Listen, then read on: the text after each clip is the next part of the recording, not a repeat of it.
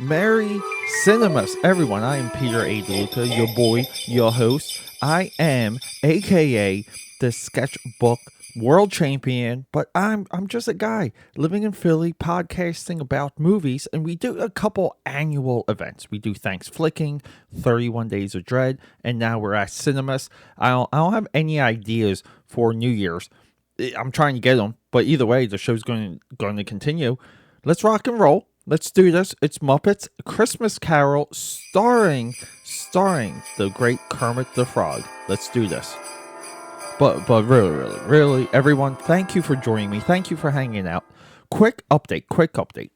So my original intent for Cinemas was to extend it past the holiday of holidays through the 25th because just as a child, as a kid, I remember so vividly, so well that Christmas just like carried over for a couple days and the anticipation was at such a peak. It took about 72 hours to come down from it.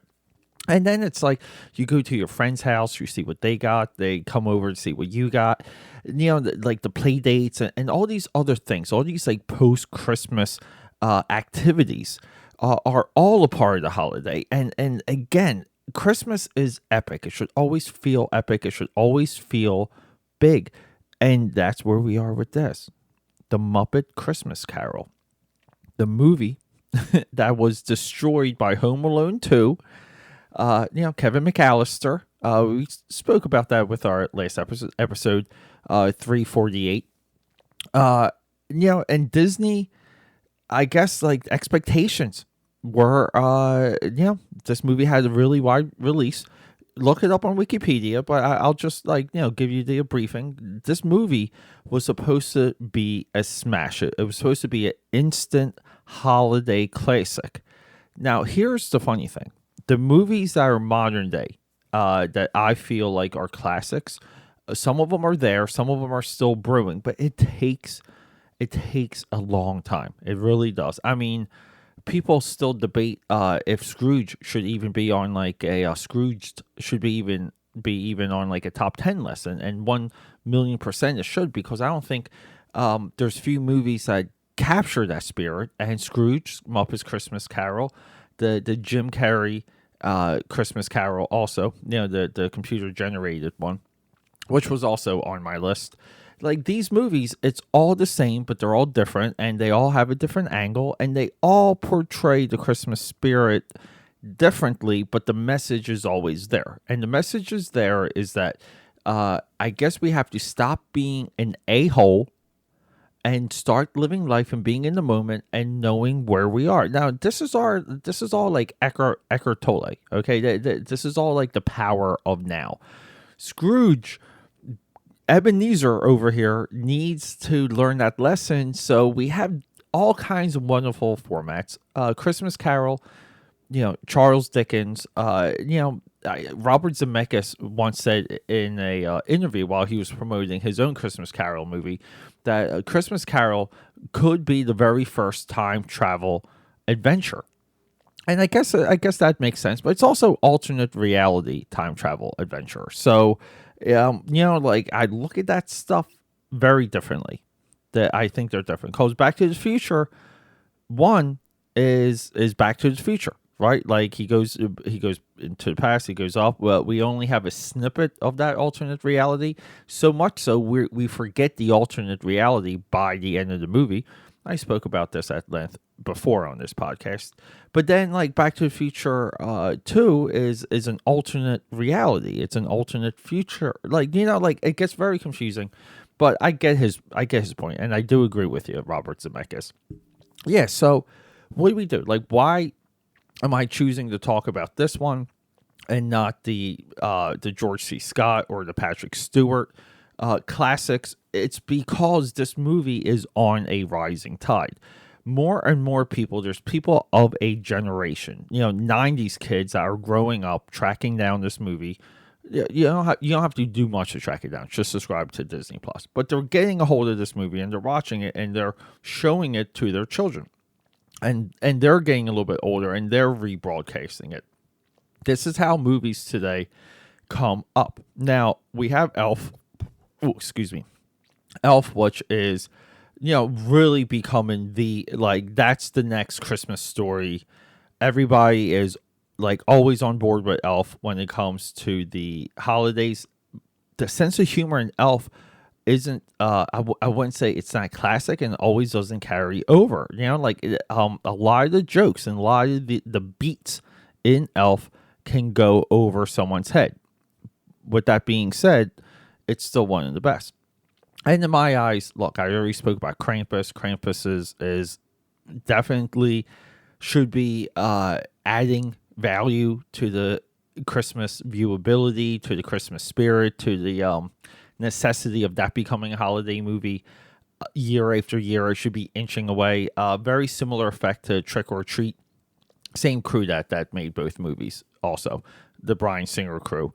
Trick or Treat. It took a long time for that movie to get into, like your Hollywood adventure or your Halloween adventure, your Halloween spirit, for that to become like a costume. And that's when we know it hits the zeitgeist. When something Halloween becomes a Halloween movie, becomes a Halloween costume. You have made it. So this movie, though, does the Muppets. It it also does Michael Caine. Okay, it does Charles Dickens. It does it in like 90 minutes. We have a couple songs. We have a couple Muppets highlighted in this, because like that's a little bit of the like a Muppet trope. Whenever there's like something new Muppets, what are the new Muppets? We have to go meet the new Muppets. So, and it's also directed by Brian Henson, which I'm not sure what else he's done. I barely want to look it up, just because I'm just like, oh, really? Like Brian Henson, like we know your father, Brian. Like, what have you done for us lately? I only remember Brian Henson from a sci-fi show that was a creature creation show, very similar to their Face Off show. Face Off was very inspirational to me for a stretch. Yeah, and he's on the show, and his insights suck. They just suck. Neville Page on Face Off versus Brian Henson is they're worlds apart. Neville Page will just like dissect something in 2 seconds and tell you why it works and why it doesn't, and that doesn't mean everything Neville Page designed is fantastic. It just means he's practiced. He's an expert, and he can hone in on those thoughts and express them. That's a good sign if you're going to hire a contractor. So Brian Henson, comes in, roughly makes a $10 million, $12 million movie, $13 million movie that looks like it's, by today's standards, looks way more expensive. And the movie barely doubled its budget. Home Alone 2 destroyed this at the box office. Effectively, Home Alone 2 killed the Muppets, because this was, look, you have to give, once Disney acquired the Muppets, you give them credit, because they tried to bring it back a few times. Okay, we have the Muppets, we have Muppets from Space, we have they did like a new live action variety show, honing back to classic Muppets. And the Muppets have never, ever had traction post their crash. This is very, very similar to what happened in the 90s with Looney Tunes. Looney Tunes, Bugs Bunny, Tasmanian Devil, they became a licensing juggernaut. Warner Brothers, if you were a NFL team, boom. If you wanted like a Tasmanian Devil, Tampa Bay Buccaneers thing, you could do it. You could pay for it. As long as you paid, you got it. And I don't know if they protected it well enough, but the 90s were the 90s. The 90s were pretty wild. So the two major child properties not to survive the 90s is the Muppets and Looney Tunes. We often forget this. So I'm supposed to be talking about this movie and the Christmas spirit. So like this movie really does it. It hits all the beats. I mean, it's maybe the best movie Tiny Tim ever, because we have Kermit the Frog, who literally walks, which is a masterpiece, like special effect there. Like, we see Kermit the Frog walking, masterpiece. But Kermit and Miss Piggy are like married. It's so funny. And Miss Piggy has like pig daughters, and Kermit the Frog has frog boys. It's like the funniest freaking thing. This is why we love the Muppets. And the Tiny Tim is a little frog. And in the future, when you see like that they're mourning the death of Tiny Tim, it really hits you. And I think that moment and that part of the movie anchors all of it, because we wait for every single version of Christmas Carol. We wait for Scrooge to realize that Tiny Tim has died. Now, here's the crazy thing. It's a little bit of a paradox, because we don't know if Scrooge changed, if if Tiny Tim could ever be saved. Like it's very confusing.